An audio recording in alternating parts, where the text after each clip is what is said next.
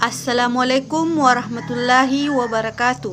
Perkenalkan, nama saya Nurlinda, NPM 091180419004,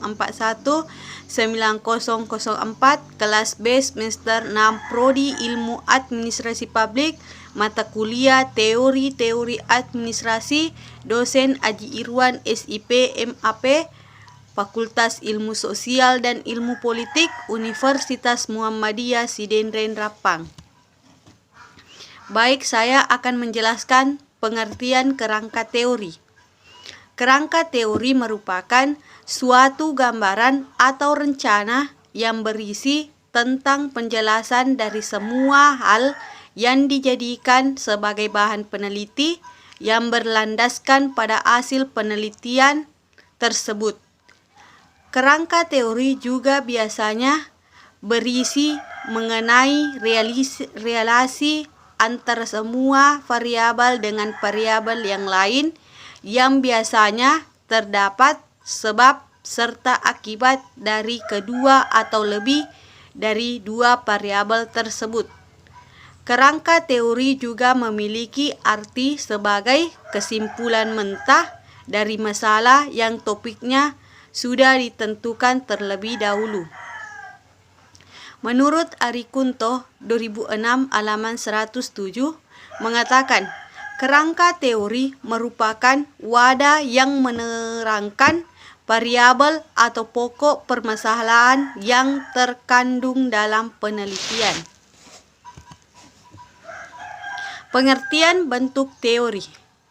Bentuk teori atau teori bentuk adalah bentuk-bentuk non-fiksi tapi substansial atau ide merupakan relasi paling akurat. Ketika digunakan dalam konsep ini, kata bentuk atau ide sering ditulis atau dicetak miring. Menurut Glasser dan Stowers tahun 1980 ada dua bentuk teori, yaitu 1. Menyajikan dalam bentuk seperangkat proposisi atau secara proporsional. 2.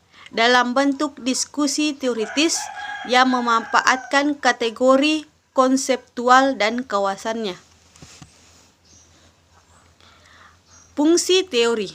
Teori memiliki fungsi sebagai suatu intisar fakta dan hukum yang jelas dan ilmiah.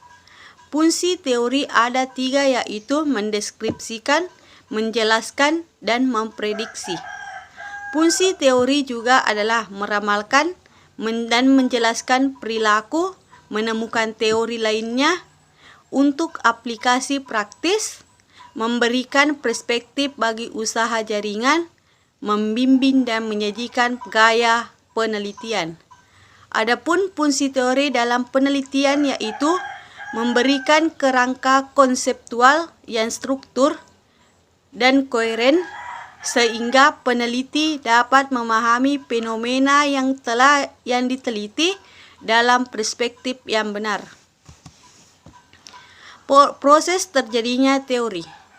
Proses terjadinya teori atau proses pembentukan teori yaitu: pertama, mendefinisikan sistem merupakan hal yang sangat penting dalam berteori, terutama berkenaan dengan kejelasan atau ketepatan penggunaan istilah yang telah didefinisikan. Kedua, klasifikasi yaitu mengkelompokkan informasi-informasi yang relevan dengan kategori-kategori sejenisnya. Ketiga, mengadakan induksi dan dedukasi.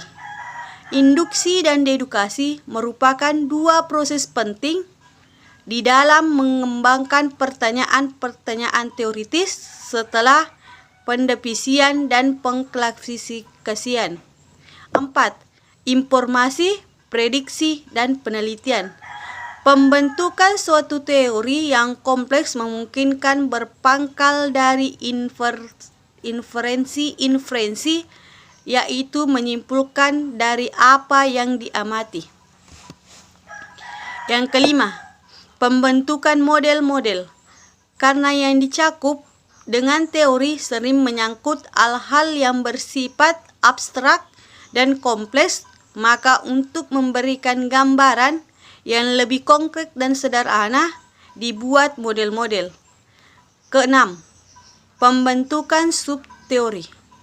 Subteori yang telah mapan dan komprehensif mendorong untuk terbentuknya sub-sub teori.